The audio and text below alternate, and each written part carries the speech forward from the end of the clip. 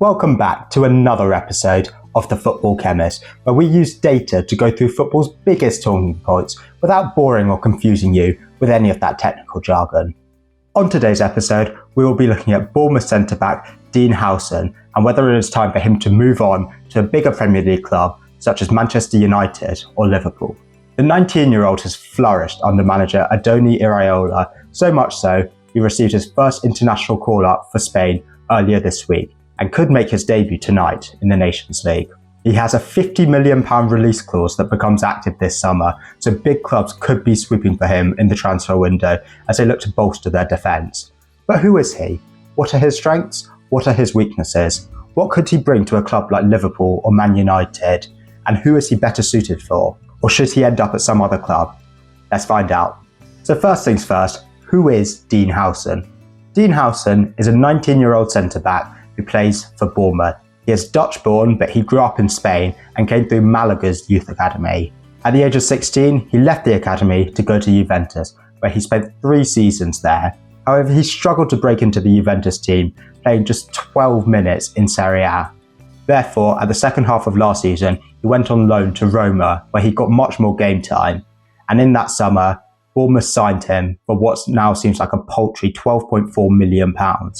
Since then, he has impressed enough at Bournemouth to be linked with some of Europe's top clubs, especially thanks to his £50 million release clause. So that's who he is, but what is his style of play that makes him so sought after? Fortunately for Huijsen, he's got 2 things in abundance: pace and height.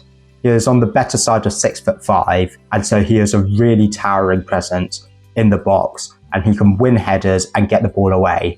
He has also got a very good ability to use both feet, which is ideal for any big club who need depth and flexibility with their centre-backs. Because he can use both feet, he is very adept at playing either side of the defence, and he can work in a back 4 or in a back 3 as well. As mentioned before, he is very tall and he is very strong with his interceptions and clearances. This is undoubtedly helped by his height and his very long legs. Those tall centre-backs are always very annoying at sticking their legs out, managing to intercept balls that they have absolutely no right to intercept.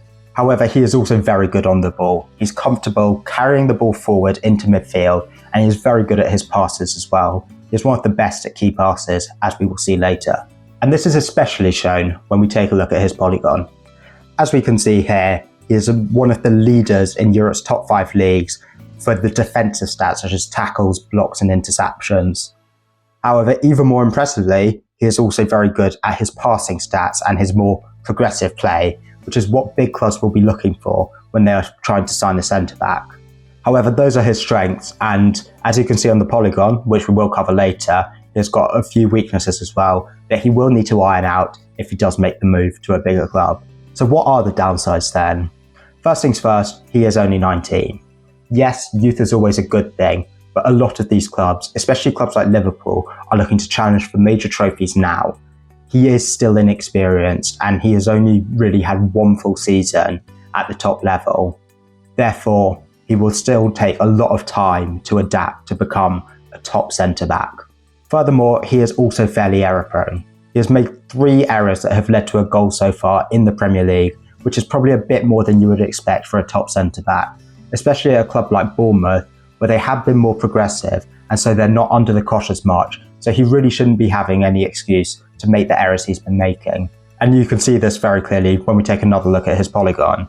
His yellow cards, fouls committed and errors, he is really very low down. In fact, he's in the 2nd percentile for errors, which shows that he is making some of the most errors per 90 minutes out of any centre-back in Europe's top 5 leagues. We can also see here that he has got a bit of a discipline issue. He gives away a lot of fouls and he does get a fair few yellow cards, even for a centre-back.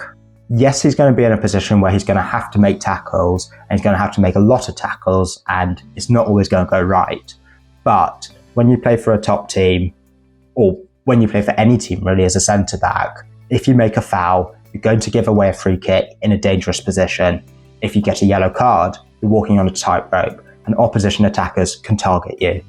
Therefore, if Huijsen wants to move his game to another level, he does need to improve this. This does beg the question, is he ready to step up now?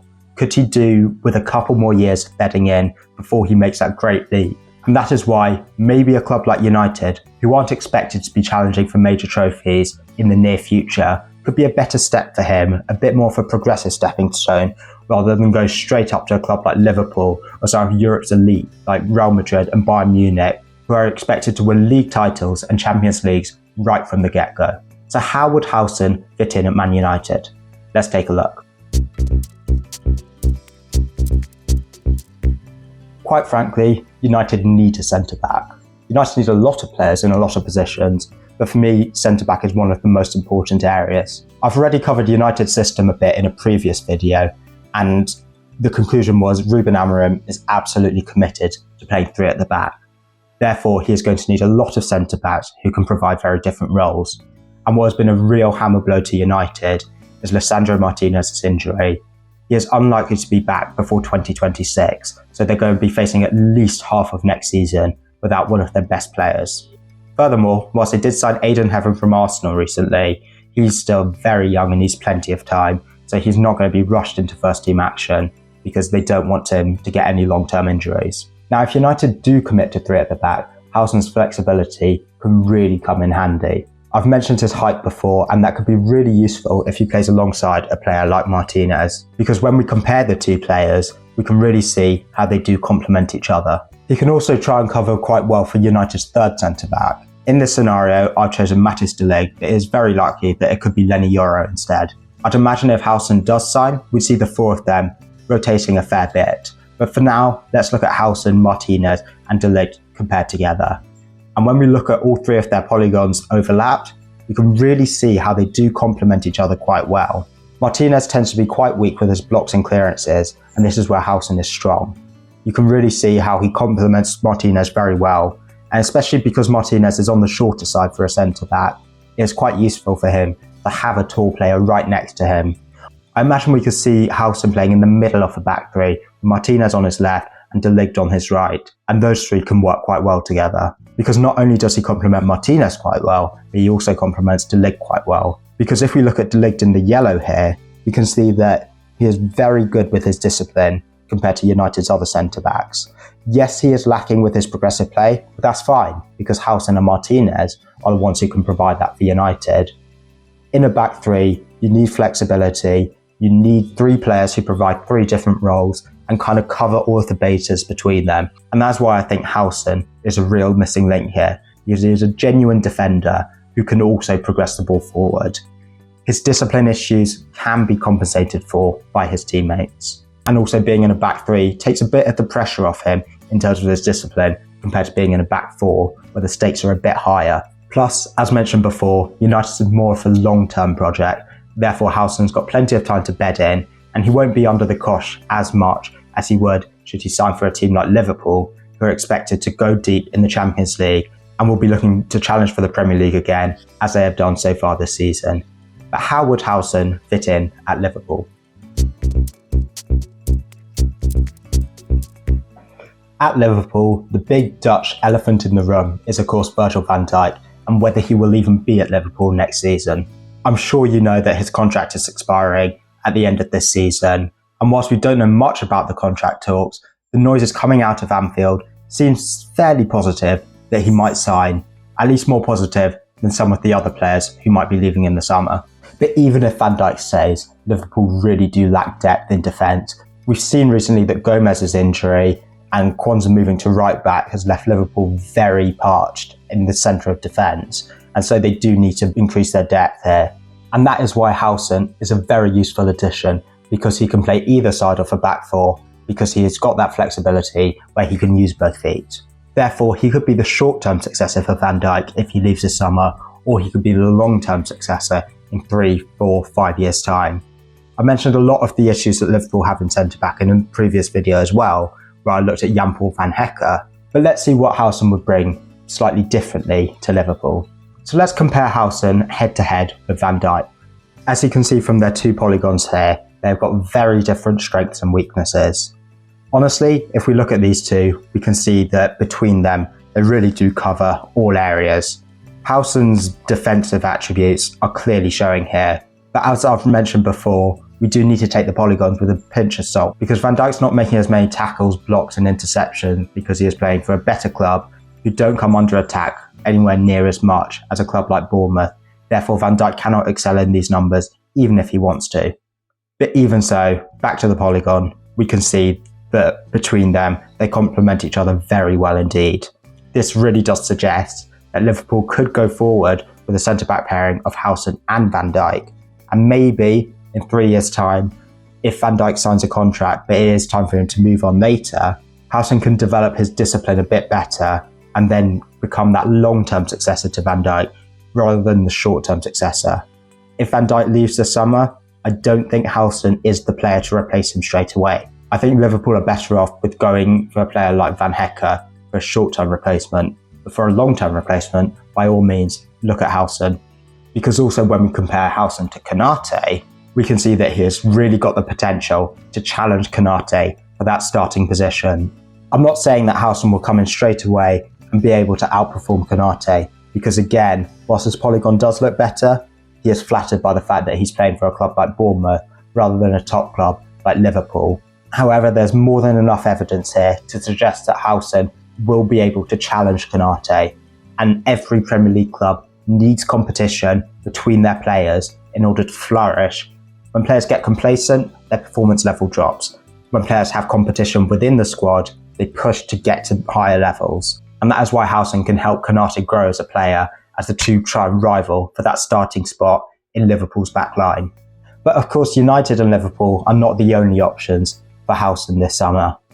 Obviously, he could stay at Bournemouth, but I think that £50 million release clause would be just too tempting for bigger clubs for Bournemouth to say no. I'd be surprised if Huijsen plays for Bournemouth next season. So where in Europe could he go? Two big clubs who need centre-backs are Real Madrid and Bayern Munich. At Madrid, they do have a bit of a centre-back crisis. Eder Militao is injured, and Antonio Rudiger and David Alaba are both 32, so they are getting to the twilight of their careers. Huijsen is 19 and has got plenty of years ahead of him.